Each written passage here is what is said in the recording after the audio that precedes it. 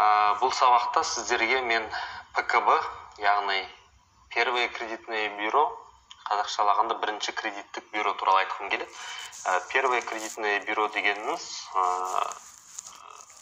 қазақшалап көбі бірінші кредиттік бюро деп айтып жатпайды, сондықтан первое кредитное бюро дей берейін.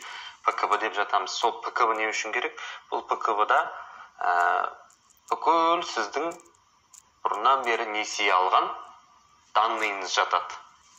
Барлығы сода. Сіз банкке бардыңыз, банк сізге кредит берді ме, ипотека берді ме, бәрі тұрады. Отказ берді ме, әлде одобрение берді ме, болмаса сіз осы кредит алу жолында бір пения, просрочка жасадыңыз ба, соның барлығы тұрады. Бұл не үшін керек? Бұл сіз ипотека алатын кезде банк сізден міндетті түрде сұрайды. Мысалға, ПКБ-ңыз дұрыс па дейді. ПКБ дегеніміз осындай нәрсе. Егер сіздің кредиттік тарихыңыз бұзылған болса, онда ол қала береді, көп ойлайды. Осы ПКБ-ны мен өзгерте аламын, болмаса 10 жылдан кейін тазарады деп. Жоқ, барлығы қалады. Мен мысалы сол қашан 2013 па 14-те алғашқы несиемді алғам, содан бері тұр. ПКБ-ға сайтына кіру үшін, жалпы оны сіздер электронды үкімет сайты egov.kz сайтынан аласыздар. egov.kz сайтына кірген кезде мен жаңа кіріп қойдым. Кәдімгідей ЕЦП кілтіңізбен, аты жөніңізбен тіркейсіз. Енді мына жерде маған шыны керек, сайтты өзін қарағам, кішкене орысшасында ыңғайлырақ. Бұл жерде біз налоги и финансы деген бөлімге кіріп, налоги и финансы деген бөлімді кіреміз қазір. Сол жерде бар первое кредитное бюро деген нәрсе. Соны басатын болсақ, жалпы первое кредитное бюроны сіз кредит тарихыңызды жылына бір рет тегін аласыз. Одан кейін ол қызмет ақылы 400-500 теңге. 500 теңге болу керек. Сонда первое кредитное бюроны ары қарай табу үшін экономика, финансыды барамыз.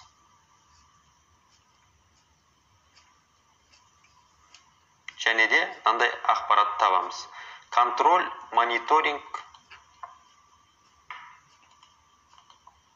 кредита деген бар. Яғни өзіңіздің кредит контроліңіз бар. Одан бұрын ПКБ-ңызды алатын мынау получение персонального кредитного отчета. Заказать услугу онлайн басылады. Ары қарай сіз мынаны толықтырасыз, жібересіз, ЕЦП-іңізбен растайсыз. Сізге бір 5 минуттың ішінде сол кредиттік тарихыңыз келеді. Енді мен жаңа ұстан 1 сағат бұрын алып қойдым. Міне, мынау сіздің ПКБ-ңыз. Мынау менің ПКБ-м, сіздің болғаны, сізге де осылай шығады. Бұл жерде сіз қашан кредит алдыңыз, қанша мойныңызда қарыз бар, барлығы тұрады. Мысалы, действующий кредит қанша, количество кредитных линий, просроченная сумма, сумма пения, сумма штрафа. Соның барлығы, міне көріпсіздер, 0,000. Менде Құдайға шүкір, пения, қарыз деген нәрселерден аулақпын.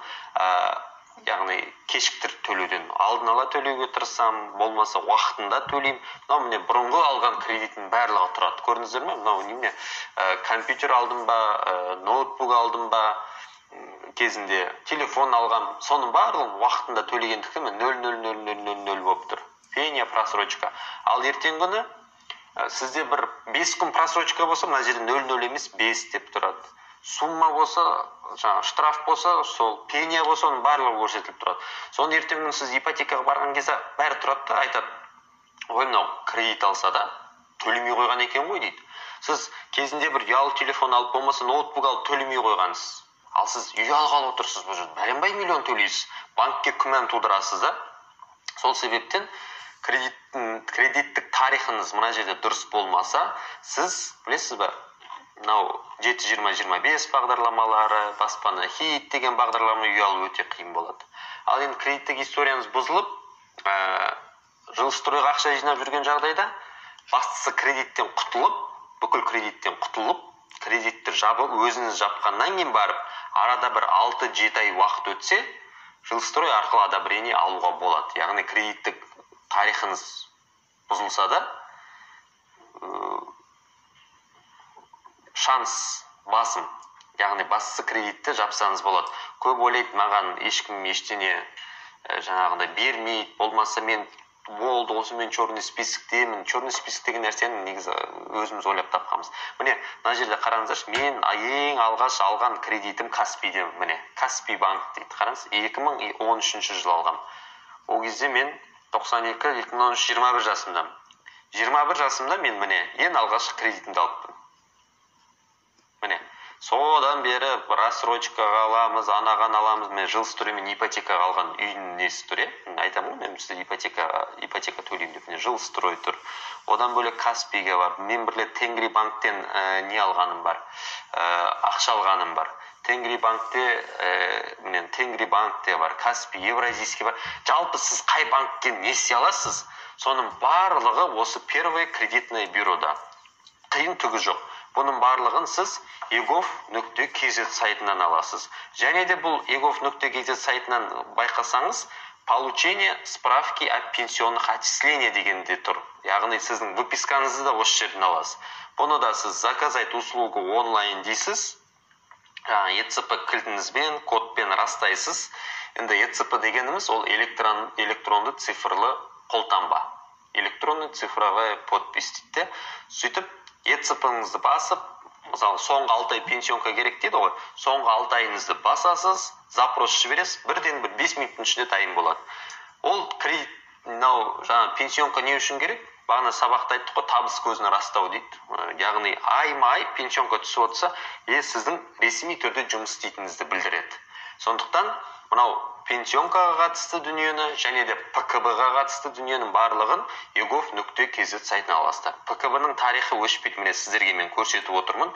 Мен сонау 2013 жылы алған кредиттік историямды барлығы сақталып тұр. 13-те алыппын, 15-те алғам, 16, 17, 18, 19 міне. Анау ғой, Каспий жұма шығады мысалға, рассрочка, бөліп төлеу дегендер бар ғой, мысалға, агибракты, соның барлығы бәрі қалады. Сондықтан кредитный история көп алаяқтары бар. Осыны жойып берем, үй алып берем, сенбеңіздер. Бұның барлығы шығады міне. Оның мүмкін емес. Сіз де білесіз бе? Мысалы, договор бойынша менде тұр, Каспий банк, получение сведений, қанша ақша, қанша қарыз алғанын мысалға барлығы тұрады. Договордың нөмірі тұр мысалға. Оның барлығы, мысалға, мен өзім осы жасқа дейін кредиттік историям 22 бет. Кейбір адамдарымыз бар, 40 жаста, 45 жаста бәленбай кредит алған. Олардың кредиттік историясы бар ғой, 60 бет, 70 бет, 80 бет болады мысалға. Бұның барлығы сақталады. Бұның барлығы тексеріледі. Міне арнайы QR код бар, арнайы печати бар.